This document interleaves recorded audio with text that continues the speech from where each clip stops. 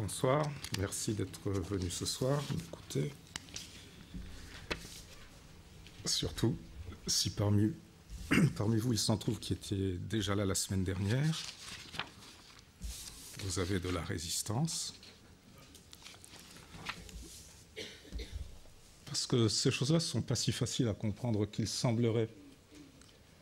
Sans quoi la Terre est humaine et terrestre l'humanité, ça tient en un mot. Le mot écoumène, qui figure sur le résumé que vous avez entre les mains, mais pas ici. Donc la conférence d'aujourd'hui tourne autour de cette idée de écoumène.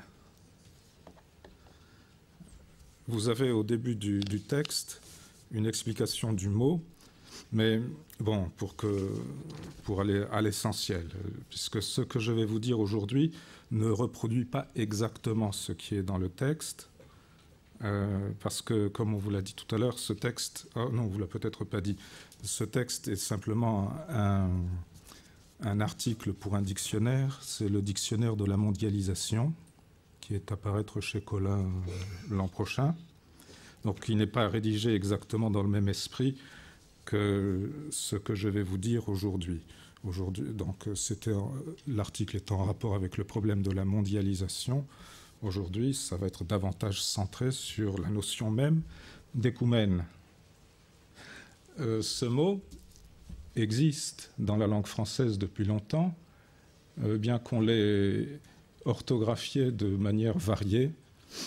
L'orthographe que j'adopte sur le papier que vous avez entre les mains est celle qui tente à s'imposer parce que c'est la plus simple. Mais le mot n'a jamais été très courant. Il a été employé par les géographes, et cela depuis les Grecs. Les géographes grecs, Strabon, d'autres l'employaient déjà. Mais c'est resté un mot assez savant. Dirons-le, si on ne fait pas des études de géographie, en principe, on ne le comprend pas, on ne le connaît pas. Je vais donc l'expliquer. Simplement, sa racine, c'est oikos, c'est la maison. C'est le verbe oikein, habiter, et c'est le participe passé du verbe oikeo, c'est-à-dire j'habite. Et en réalité, il a souvent été, ce participe passé, oikoumene en grec, oikoumene, a souvent été employé avec gai, la terre, oikoumene gai, la terre habitée, mais aussi employé seul, substantivement. Alors, la terre habitée, c'est habitée par des êtres humains. C'est pas par des animaux. C'est donc déjà une terre humaine et non pas livrée à la nature. Mais ce mot a toujours été ambivalent dans la langue grecque parce que dans certains cas, il s'agissait d'un point de vue universel de la terre habitée, humainement, quels que soient les humains en question. Mais d'autres fois, c'était la terre habitée par nous autres, c'est-à-dire par les Grecs, et pas par eux autres, comme on dit au Québec. Donc là, il y a une ambivalence. Parce qu'il y a, dans un cas, c'est centré sur notre monde à nous, et dans l'autre cas, c'est un point de vue universel. Pas du tout la même chose. Et pour un philosophe, c'est même très très différent. Là, il y a un problème ontologique. Pour évoquer un des problèmes que cela pose, cette ambivalence du mot écoumène, ça rejoint le problème du sujet et de l'objet dans la problématique de la modernité. Puisque la dernière fois, rappelez-vous, la question de la modernité a été directement liée à cette question du sujet et de l'objet. Excusez-moi.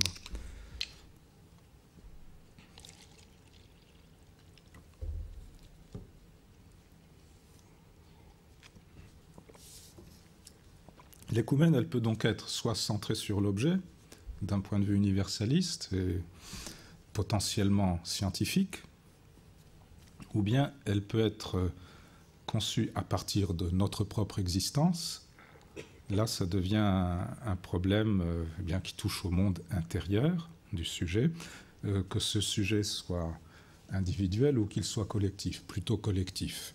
L'écoumène, c'est tout de même, les humains concernés sont au pluriel en général. On ne dit pas mon écoumène, on peut dire mon monde, mais mon écoumène, non, on ne dit pas. Alors, dans le papier, vous avez dans les premières lignes quelques exemples d'abord illustrant le mot lui-même et son étymologie. C'est donc lié à la question de l'habiter, puisque oikeo, ça veut dire j'habite, oikos, la maison. Vous reconnaissez un radical qu'on retrouve dans de nombreux mots contemporains, comme économie, écologie. Donc c'est la même racine, écoumène. Et puis d'autres mots qui sont parfois surprenants de retrouver dans cette parentèle. Le radical indo-européen, très ancien, c'est reconstitué comme wake, qui veut dire habitation ou village. Et ce radical, il a enfanté toute une série de termes que parfois il est surprenant de retrouver ici. Là, je n'en cite que quelques-uns, mais c'est le radical qui est à l'origine de la notion de ville, par exemple, de la notion de village, vilain, voisin. Et puis, alors là, ça devient un peu étonnant. Vous avez paroisse aussi, c'est paroikia, ou bien diocèse, dioikesis, etc. Bon. Mais tous ces termes ont un rapport avec l'habitation humaine de la Terre. Donc c'est ça le problème, c'est comment nous habitons la Terre, c'est l'habiter humain sur Terre. Et pour le dire de manière ontologique, c'est l'habitation de l'être humain. Alors c'est ça, la question qui est posée par ce titre, c'est l'existence humaine est inséparable de la Terre. Bien sûr, c'est naturellement. Mais au-delà du simplisme, c'est-à-dire que oui, l'être humain habite sur la Terre et après, c'est que ce que nous sommes même, c'est-à-dire notre être même, est déterminé par cette relation. C'est l'idée que je voudrais mettre en relief aujourd'hui. Et que donc dans cette relation, la Terre est quelque chose qui est en rapport avec notre propre existence. Alors là, vous voyez, ceux d'entre vous qui ont une formation de sciences de la nature, vous aurez immédiatement à l'esprit l'idée que la Terre est très largement antérieure à l'existence d'humains sur la Terre, à l'existence de Homo sapiens. Mais certes, mais le problème, il se pose pour nous à partir de notre propre existence.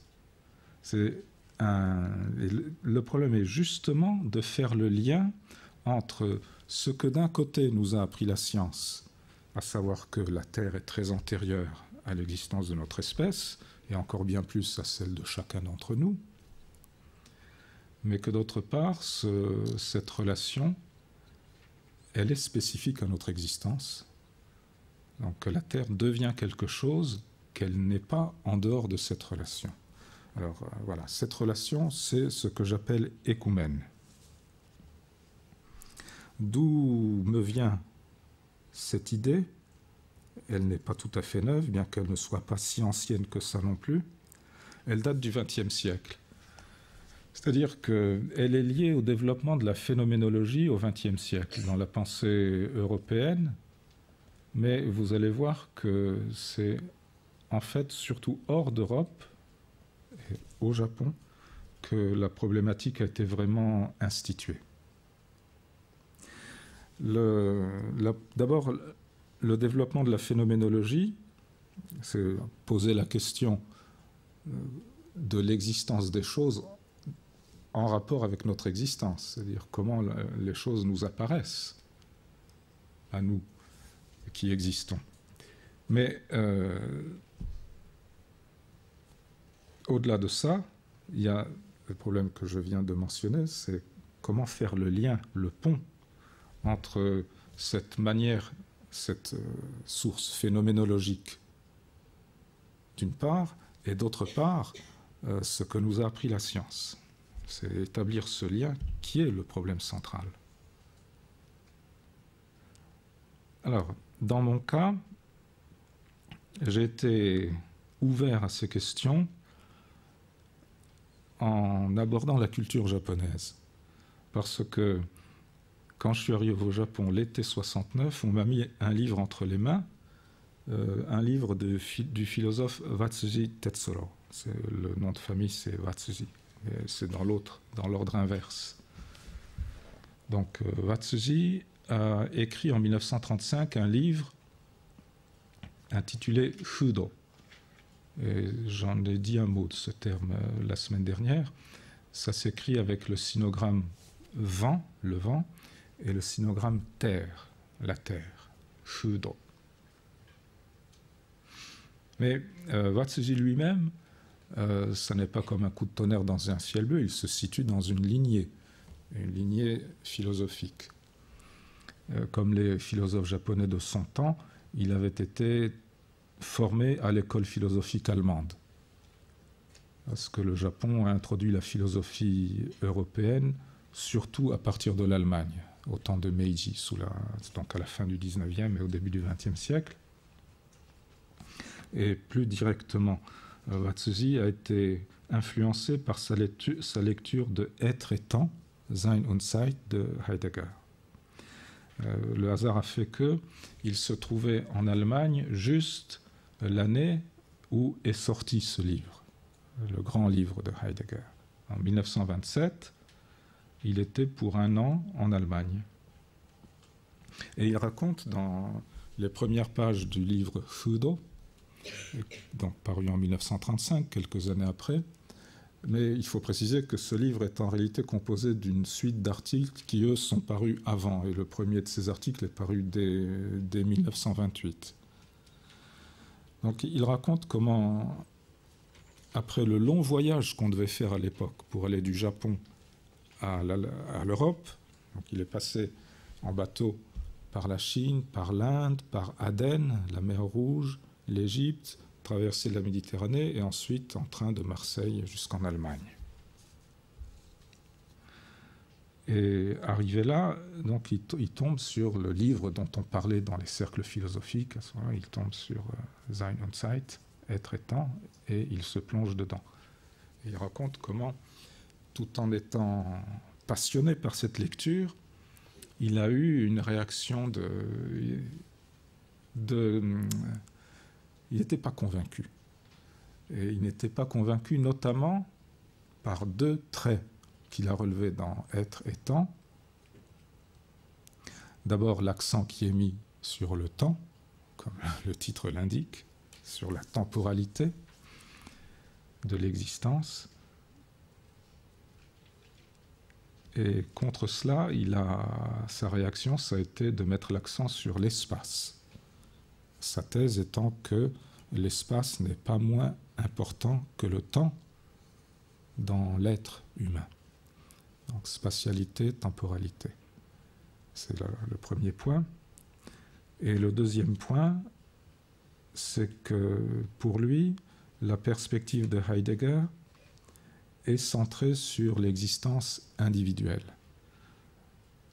C'est difficile à accepter pour un philosophe occidental la première fois qu'on entend ça, mais je vous dirai un mot de cette question tout à l'heure. Mais pour l'instant, parlons simplement du rapport entre temporalité et spatialité.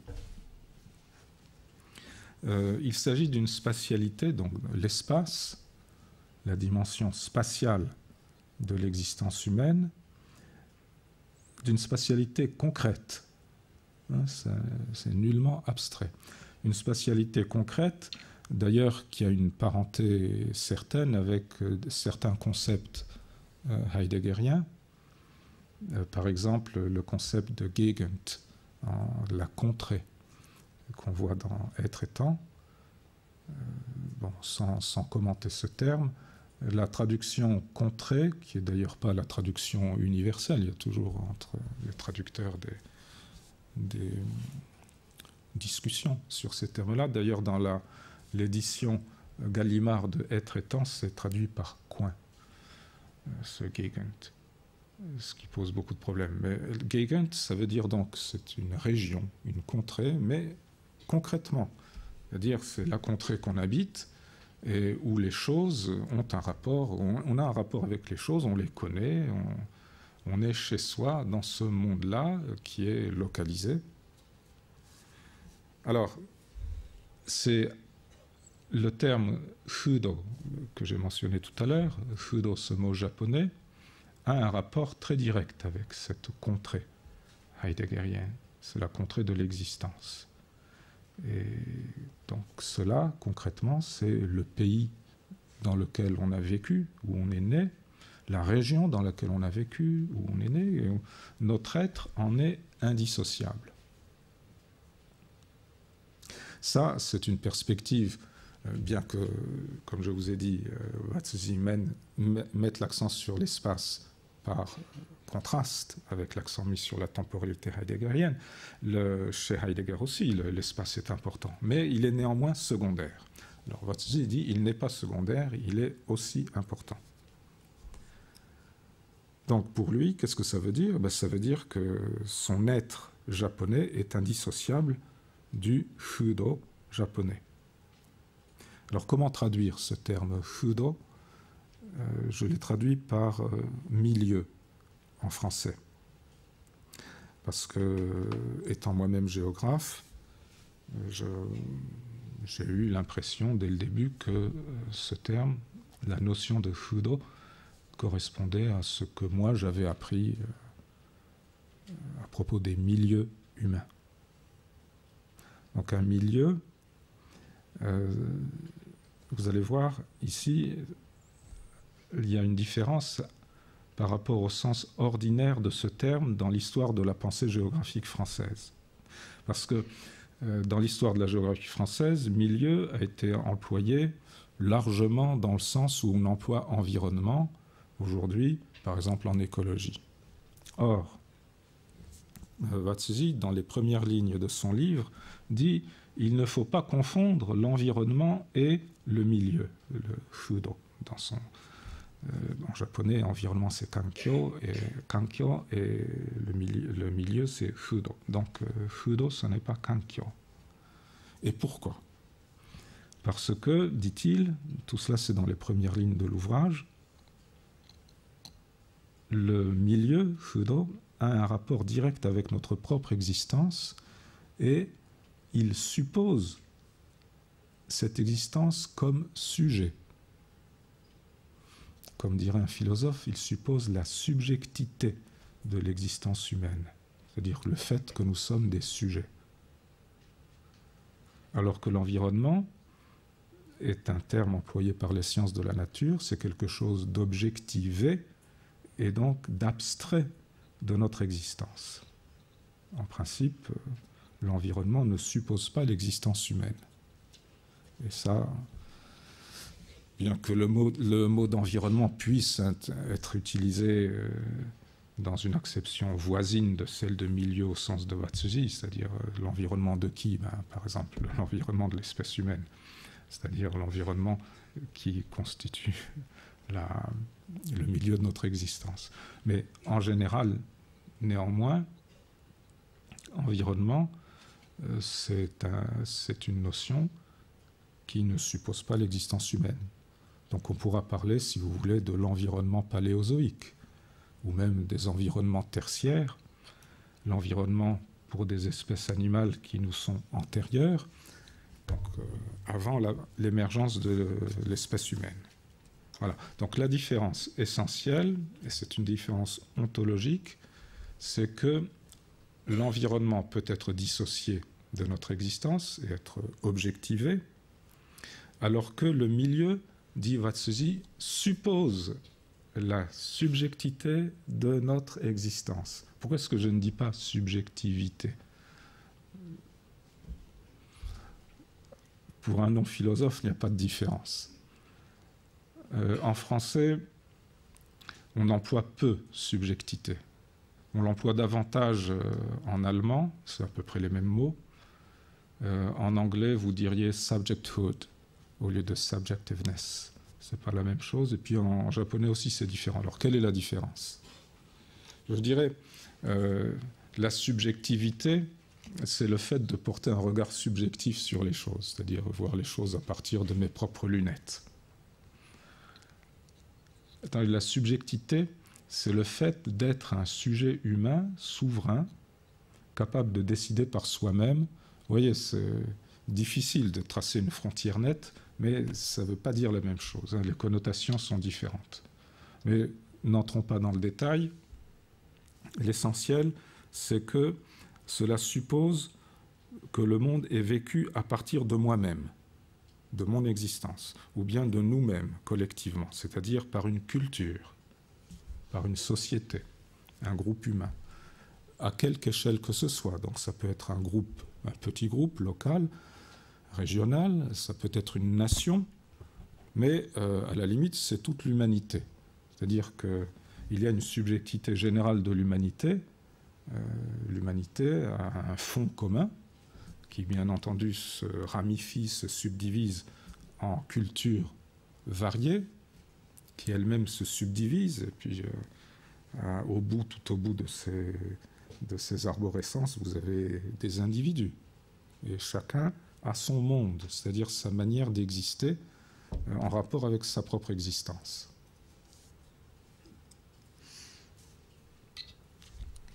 Alors, ça c'est l'a priori, la fondation de la problématique de Watsuzi, et il la développe en montrant, en détaillant ce qu'il appelle fudosei, c'est-à-dire, si on traduisait fudo par milieu, fudosei, ça serait la milieuité, c'est-à-dire le fait d'appartenir à un milieu et le fait d'avoir un milieu. Je dis appartenir, avoir, vous voyez, c'est très ambivalent. Parce que l'espèce humaine, enfin chacun d'entre nous, au sein de l'espèce humaine, nous appartenons à un milieu, nous en sommes inconscients. Par exemple, nous appartenons, pour la majorité d'entre nous, à un milieu français, francophone, à la culture française, à l'histoire de France. Mais ça, c'est dans un sens, le sens de l'appartenance. Mais dans un autre sens, la liberté humaine fait que, dans une certaine mesure, on s'affranchit de son milieu, aussi bien à l'échelle individuelle qu'à l'échelle collective. Et puis, on agit sur son milieu. L'action de chacun d'entre nous transforme le milieu, à des degrés variés, bien sûr. Ça dépend de ce qu'on fait, ça dépend de la stature qu'on a, etc., etc. Mais le principe est le même. C'est-à-dire, d'un côté, on appartient à un milieu et de l'autre, on agit sur un milieu. Alors, le point de vue de Watsuzi est un point de vue phénoménologique. C'est pour quelqu'un qui n'est pas familier du mot phénoménologique, et si vous voulez, quelqu'un qui aura un esprit positiviste dur, tout ça, c'est arrangé du côté de la subjectivité. C'est pas objectif. Je dis, le monde, c'est phénoménologique, c'est d'ordre phénoménologique. Non, d'un point de vue positiviste dur, le monde, c'est un objet et qui nous appartient d'analyser et d'étudier scientifiquement comme objet. Et c'est là, il y a vraiment une incompatibilité, mais pour un philosophe, ça n'est pas la même chose du tout. Le phénoménal n'est pas assimilable au subjectif. Ce n'est pas seulement le monde intérieur. Mais je laisse de côté ce problème. C'est un problème philosophique. Et en réalité, l'essentiel de la question que je pose ce soir n'est pas directement concerné par le mot. Simplement, dans la problématique de l'écoumène, et ça rejoint l'ambivalence que j'ai soulignée d'entrée de jeu, il ne suffit pas du tout de poser le principe de la phénoménalité. de notre milieu. Non, parce que nous savons par ailleurs, c'est-à-dire par la science, que le milieu a une existence physique propre, c'est-à-dire dans la mesure où c'est un environnement. Parce que quand on dit quand on a un milieu, parce que le milieu suppose notre existence de sujet, ça n'est pas du tout abolir l'existence de l'environnement comme objet physique. Et nous savons qu'il existe aussi. Et je répète que le problème, c'est de faire le lien entre les deux perspectives. Une perspective qui part de notre propre existence et une perspective qui part de nulle part, c'est-à-dire qui fait abstraction de notre existence pour considérer les objets à partir d'un regard qui n'est situé nulle part. Alors, de ce point de vue, c'est-à-dire à partir de l'ambivalence de l'écoumène, on ne peut pas se contenter du seul point de vue phénoménologique.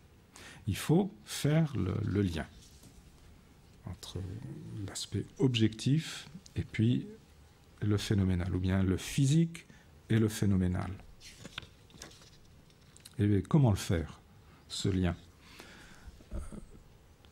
Quand j'ai lu ces thèses, aussi bien Être et temps que le livre de Watsuji et d'autres livres qui vont un peu dans le même sens, il y a une notion qui a été formulée par Heidegger, c'est l'être au dehors de soi. C'est außer sich sein, c'est être au dehors de soi. C'est-à-dire être auprès des choses. C'est-à-dire mon être ne se limite pas à mon corps physique visible, délimité, mais il est auprès des choses. Heidegger le dit d'une manière qui est souvent difficile à comprendre. Mais enfin, l'idée en soi n'est pas... Elle est simple. C'est donc que j'existe en dehors de moi-même. Mon être ne s'arrête pas ici même, il va dans le monde. Il s'étend au monde. Eh bien, ce phénomène-là, quand on est issu d'une science positive, comme je l'étais moi, la géographie que j'ai apprise du temps où j'étais étudiant, la phénoménologie n'y avait pas encore pénétré. Donc j'étais dans le droit fil de l'école de la géographie vidalienne, de Vidal de Lablache, qui est une science positive, où on étudie les choses objectivement. Donc ça ne me satisfaisait pas. Et je n'ai pu commencer à établir un lien entre la perspective heideggerienne et watzizienne, d'une part, et d'autre part, des phénomènes étudiés de manière positive, comme je l'avais appris en faisant mes classes de géographie. Le lien n'a commencé à être établi que lorsque j'ai lu un livre d'un anthropologue dont j'ai dit un mot la semaine dernière, c'est Leroi-Gourhan, André Leroi-Gourhan. Et plus particulièrement le livre de Leroi-Gourhan intitulé « Le geste et la parole ». Le geste et la parole qui a été publié en 1964. Moi, je l'ai lu beaucoup plus tard, je l'ai lu dans les années 90. Et c'est ce livre-là qui m'a fait « Ah, voilà le lien ». Alors, quel est le lien? C'est que dans ce livre, Le geste et la parole, qui est une interprétation de l'émergence de l'espèce humaine, mais c'est une interprétation sur des bases paléo-anthropologiques, paléontologiques et paléo-anthropologiques, qui n'ont rien à voir avec la phénoménologie. C'est ça qui est bien, c'est que justement, Leroi-Gourhan développe son interprétation sans aucune référence ni avec Heidegger, évidemment pas avec Watsuji qui ne pouvait pas lire puisque c'était en japonais, ni avec d'autres philosophes phénoménologues comme Merleau-Ponty, dont je dirai un mot tout à l'heure, etc. Bon, donc, sur des bases positives. Et ce qu'il montre sur ces bases positives, c'est-à-dire à partir de l'étude des os, des squelettes humains dans la lignée qui aboutit à Homo sapiens, et dans l'étude des artefacts, des choses produites, donc l'outillage lithique, etc.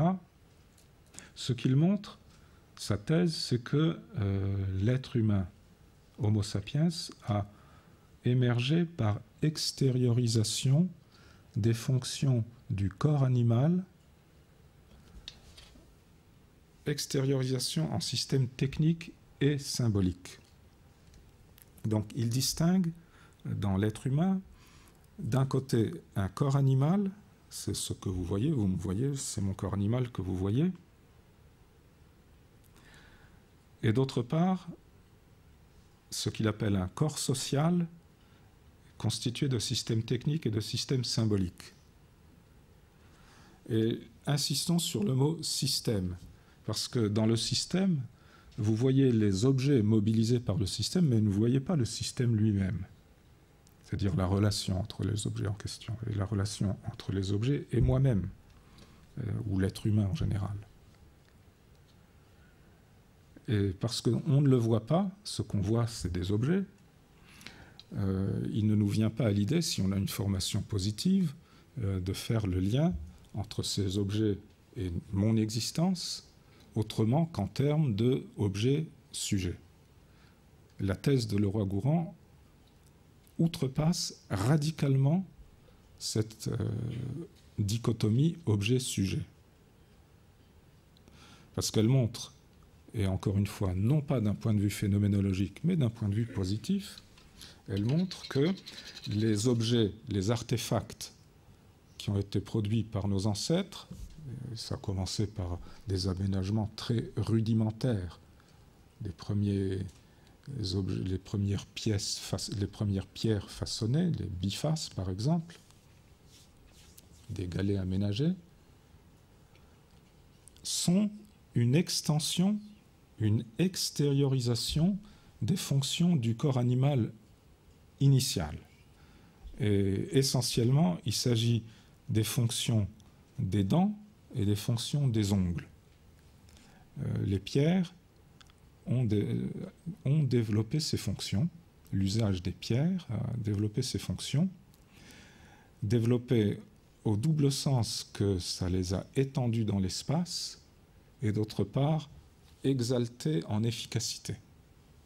C'est évidemment beaucoup plus efficace de tailler quelque chose avec un galet aménagé que de le faire avec ses ongles. Et idem pour les dents. Donc, ce que le galet aménagé, tenu à bout de bras, donc avec un bras de levier, peut faire, c'est beaucoup plus que ce que peut faire ma main directement ou que mes dents directement.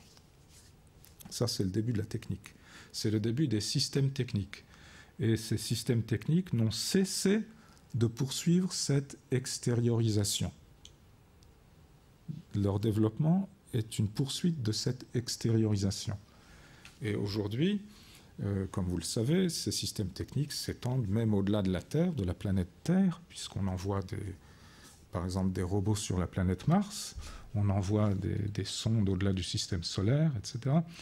Et au sens large, les équipements, les télescopes, et tous les équipements d'exploration de l'univers se rattachent aussi à des systèmes techniques. Donc maintenant, nos systèmes techniques nous permettent d'aller presque aux limites de l'univers. C'est-à-dire on peut saisir des quasars qui sont à 10 milliards d'années-lumière, c'est-à-dire quasiment aussi anciens que... C'est-à-dire la lumière qui nous en vient a quasiment l'âge de l'univers lui-même. Alors du point de vue de Leroi-Gourhan, mais Leroi-Gourhan ne dit pas cela directement, mais si on fait le lien entre ce que dit Leroi-Gourhan et la notion ou le concept d'être au dehors de soi qu'on trouve chez Heidegger et d'autres, ça montre que l'au-dehors de soi, l'être au dehors de soi en question, il est porté par ces systèmes techniques, il est porté jusqu'au bout du monde.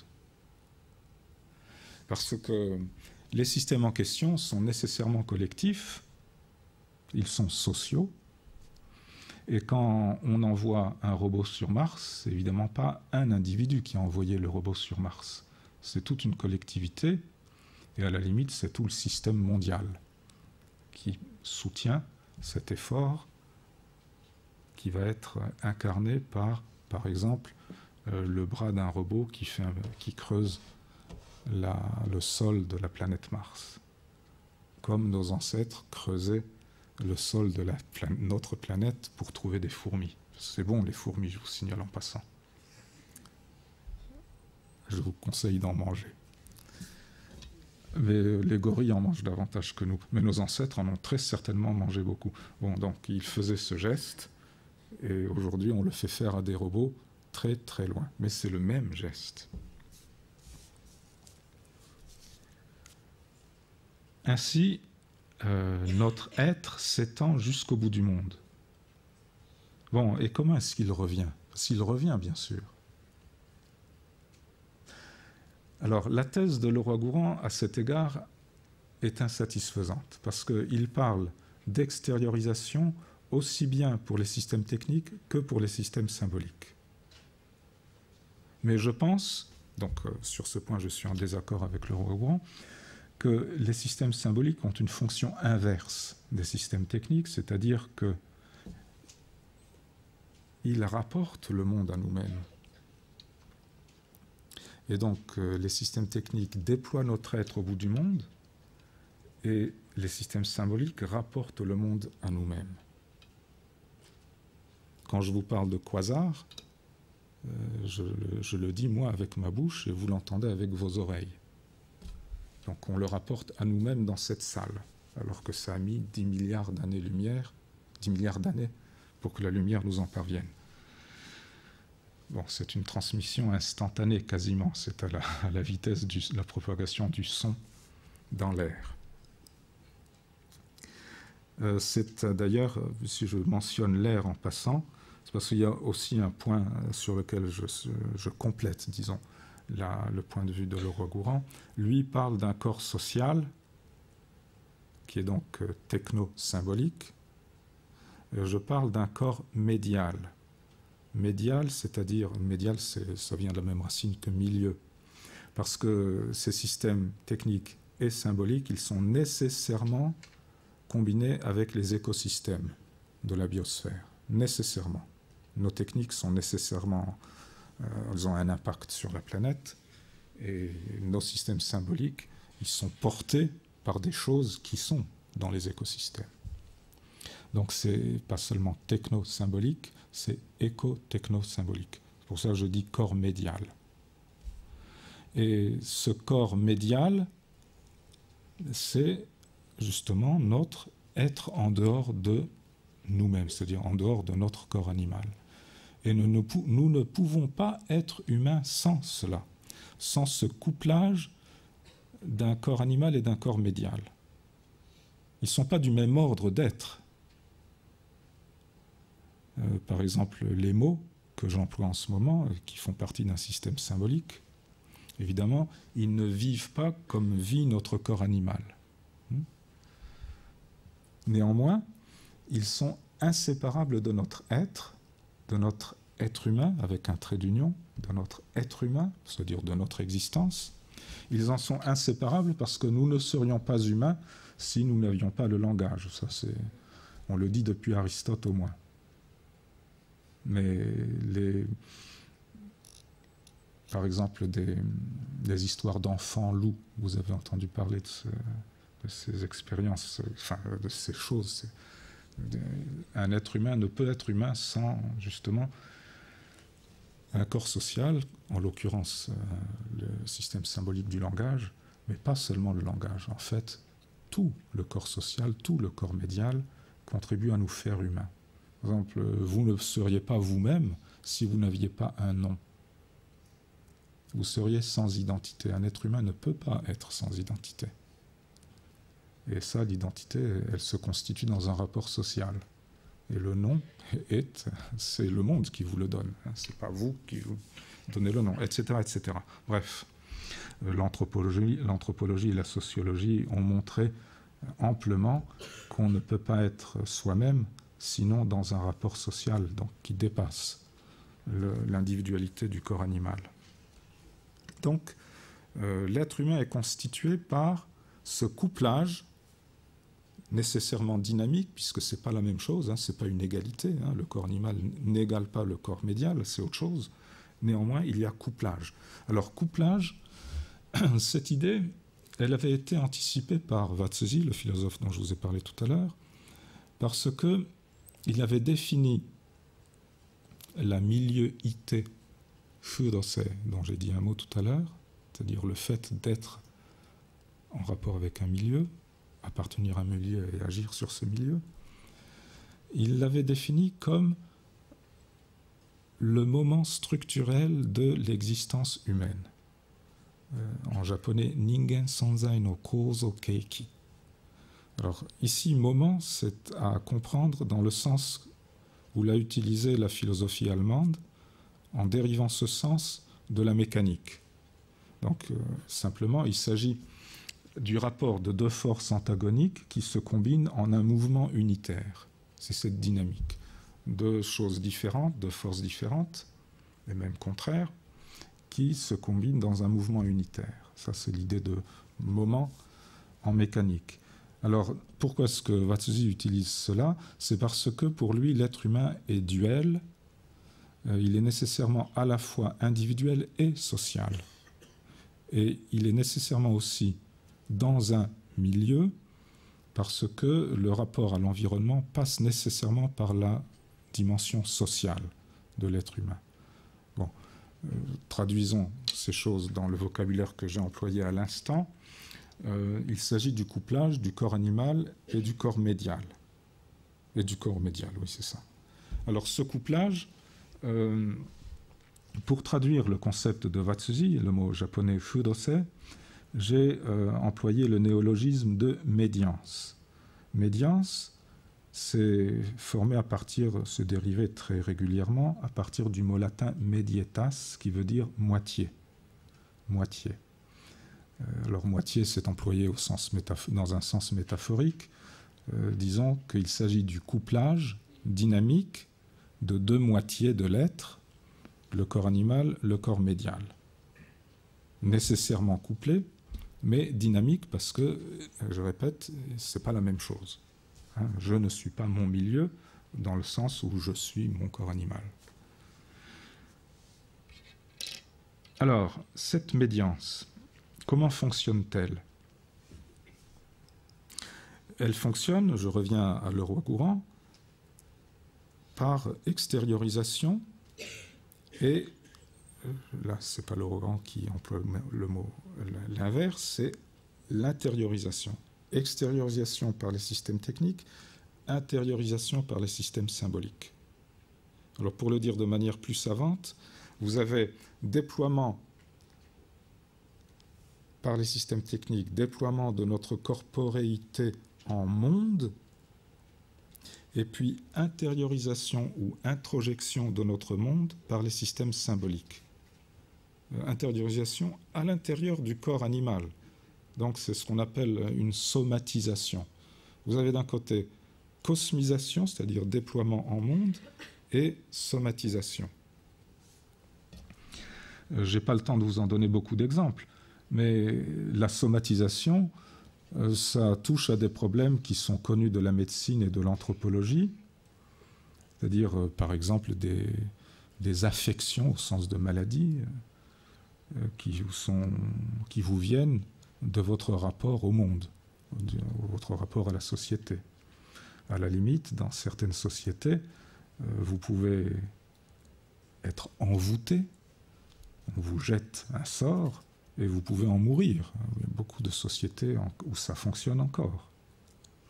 Mais de manière générale, si vous attrapez un ulcère parce que vous n'êtes pas content au bureau, c'est le même phénomène, hein, c'est que vous somatisez votre rapport au monde. Donc, cosmisation, somatisation. Alors, ce mouvement, qui est en quelque sorte un mouvement de va-et-vient, c'est ce que j'appelle trajection. Trajection, qui vient aussi d'un mot latin, trajectio, qui veut dire traverser, aller et venir. Pour cela pour introduire l'idée que la réalité d'un monde humain, ça n'est pas la dichotomie moderne sujet-objet qui aboutit à des apories, c'est-à-dire des choses impossibles à penser, des tas d'impasses conceptuelles. Ce n'est pas une dichotomie entre le subjectif d'une part, l'objectif d'autre part, c'est au contraire la combinaison permanente de l'un et de l'autre, qui sont des termes théoriques, leur combinaison réelle, donc dans la réalité humaine, les choses sont trajectives. Trajectives, c'est-à-dire qu'elles sont prises dans ce mouvement de trajection, cosmisation, somatisation. Alors, un exemple, tout de même. Une chose très difficile à accepter par le point de vue positiviste moderne traditionnel, c'est l'apparition de certaines notions au cours de l'histoire. En particulier, une notion qui concerne directement ce problème, c'est l'apparition de la notion de paysage. Paysage, certains d'entre vous le savent, c'est un mot qui apparaît à la Renaissance. Et pas seulement le mot, mais également les représentations picturales de paysage. La conscience d'un rapport paysager à notre environnement. Donc c'est le paysage apparaît en Europe à la Renaissance. Ça ne rentre pas du tout dans une problématique moderne, parce que d'un point de vue positiviste moderne, du paysage, il y en a forcément s'il y a des êtres humains, puisque tous ont des yeux, et même le pithécanthrope avait des yeux, donc il y avait paysage. Non. Si on attache quelque importance à l'histoire, on est bien obligé de se rendre compte, de reconnaître que avant la Renaissance, les sociétés humaines en Europe avaient un autre rapport à leur environnement que à travers le paysage. Ils voyaient les choses autrement, et ce n'est pas simplement un phénomène subjectif, parce que c'est lié aussi à leur action. Ils ne faisaient pas les choses exactement comme on a pu les faire par la suite. Et par exemple, ils n'allaient pas se promener dans les Alpes, parce que le paysage alpin, ça ne les intéressait pas, ça n'existait pas pour eux. Et les Alpes existaient selon un autre mode d'être. Ça, évidemment, ça revient à la phénoménologie. Mais ça n'est pas que de la phénoménologie, c'est un problème écuménal, parce que ça touche aussi à la transformation physique de l'environnement. Quand vous faites du tourisme dans les Alpes, par exemple, si vous allez faire du ski dans les Alpes, ça transforme les écosystèmes. Hein, ce n'est pas simplement subjectif, ça ne se passe pas simplement dans notre tête. Donc les sociétés humaines transforment leur environnement en fonction de la perception qu'elles en ont, et réciproquement, elles le perçoivent en fonction des aménagements qu'elles en font. Vous avez une sorte de spirale. Et c'est ce phénomène trajectif dont je parlais tout à l'heure. Ça ne touche pas que le paysage, bien entendu. En réalité, toutes les choses qui font notre monde sont perçues, mais plus que sont perçues, elles existent sur ce mode trajectif et font partie de notre médiance. C'est bien en cela que la Terre est humaine et que l'humanité est terrestre. Par exemple, la guerre en Irak, on en parle beaucoup. Vous savez que l'Irak, c'est un pays pétrolier. Le pétrole est un pilier de notre civilisation. Le pétrole est issu de l'histoire géologique de la Terre, donc on peut penser qu'il existe en soi. Or, il a existé pendant des millions et des millions d'années, et même bien plus près de nous, il a existé jusqu'à ce qu'on invente l'usage moderne du pétrole, sans que l'on s'en soucie. C'est-à-dire, ça n'était pas une ressource. Aujourd'hui, le pétrole est une ressource absolument indispensable et fondamentale, et plus même fondatrice de notre monde. Ça, c'est un phénomène historique, c'est un phénomène écuménal. C'est-à-dire que le même être physique, le même objet physique, existent différemment suivant les époques de l'histoire et suivant les cultures.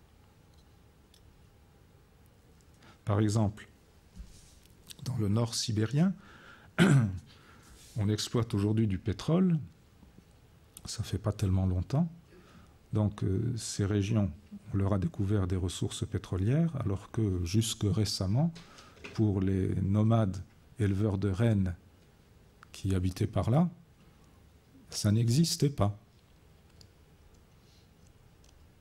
Et leur monde était totalement différent. Bon, donc les ressources sont quelque chose de trajectif. Elles n'existent pas vraiment en soi comme des objets. C'est une catégorie écuménale, la ressource. Et on peut classer les réalités terrestres, qui sont en même temps des réalités humaines, c'est-à-dire les réalités écuménales, grosso modo en 4 catégories: des ressources, des contraintes, des risques et des agréments. Des agréments. Ou des aménités, si vous voulez. Je prends l'exemple de la neige, dont j'ai dit un mot tout à l'heure. On va faire du ski. Les Alpes. Donc les Alpes existent comme ressources pour ceux qui sont des professionnels du tourisme. La neige est une ressource, mais elle est évidemment une contrainte. Elle a été très longtemps, surtout une contrainte. Par exemple pour les éleveurs qui sont obligés de faire descendre les vaches en hiver, les stabulations, tout ça. Donc la neige est une ressource, elle est une contrainte, pas pour les mêmes personnes, mais elle reste une contrainte pour un automobiliste, bien sûr. C'est un risque, bien entendu, puisqu'il peut y avoir des avalanches, tout ça. Et puis, bien entendu, pour nous, aujourd'hui, en majorité, nous considérons la neige comme un agrément. On va se donner, on va faire du ski, on va se faire plaisir en allant skier. Donc, la neige n'existe pas en soi, hein, c'est pas H2O. La neige, c'est H2O pour le physicien. Mais la neige existe pour nous sous ces modes écuménaux de l'être: ressources, contraintes, risques et agréments. Et puis, parmi les agréments, bien entendu, vous avez paysage. Le paysage, ça fait partie de ces catégories écuménales.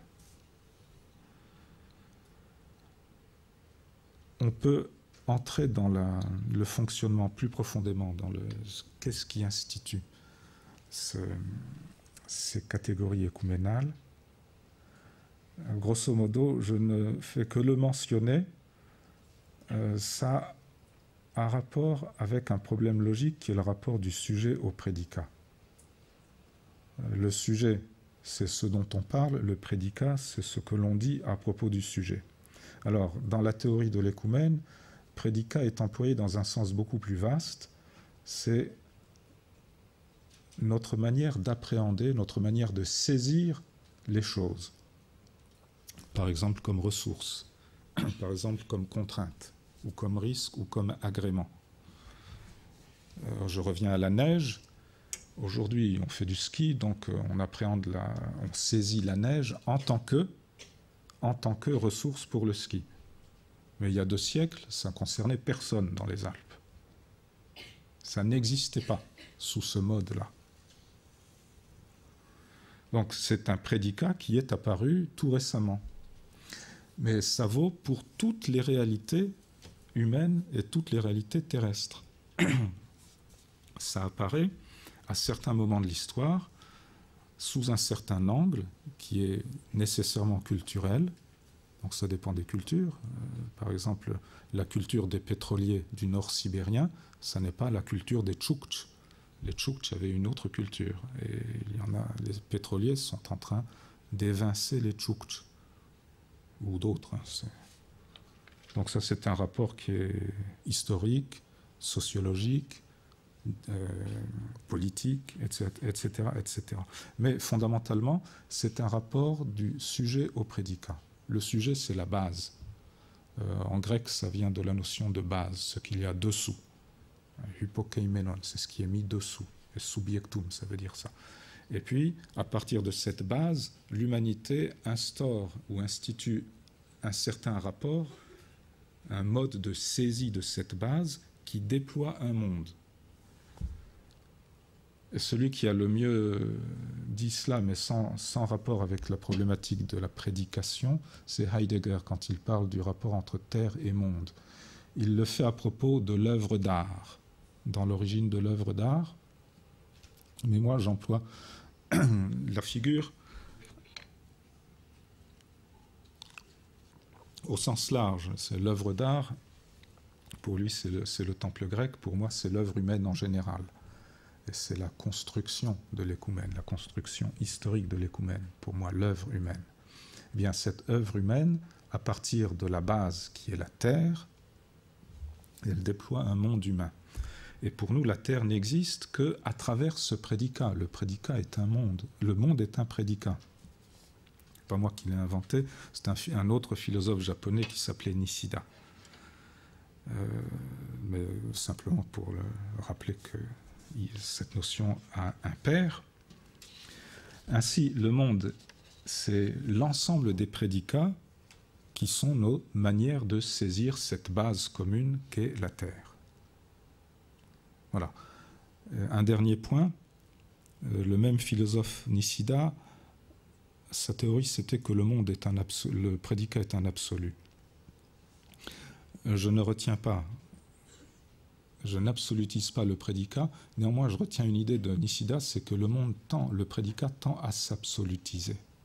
Et effectivement, notre monde, c'est-à-dire notre manière de saisir les choses, notre monde tend à tourner en roue libre. Et de là, nous rejoignons le problème sur lequel j'avais terminé la conférence de la semaine dernière, c'est la soutenabilité de notre civilisation, plus exactement l'insoutenabilité de notre civilisation. Vous vous rappelez, si vous étiez là, que pour que notre civilisation, notre mode de vie se maintienne sur le long terme, nous aurions besoin de plus qu'une Terre. 1,3 planètes en moyenne, mais si nous étions californiens, une dizaine de fois plus. Bon, donc, c'est un mode de vie qui n'est pas soutenable. Et pourquoi est-ce que nous nous engloutissons dans ce monde en oubliant la Terre, qui est la base de ce monde? Eh bien, c'est pour des raisons que je n'ai pas le temps de développer aujourd'hui, mais qui tiennent à cette logique du prédicat, dire que les êtres humains, ce monde dont ils sont les auteurs, c'est l'humanité qui déploie ces mondes à partir de la Terre. L'humanité devient prisonnière de ces mondes qu'elle se crée à elle-même, et ce faisant, elle tend à oublier qu'elle doit garder les pieds sur Terre. Il ne faut pas oublier la planète. Je vais terminer sur ce truisme. Je vous remercie.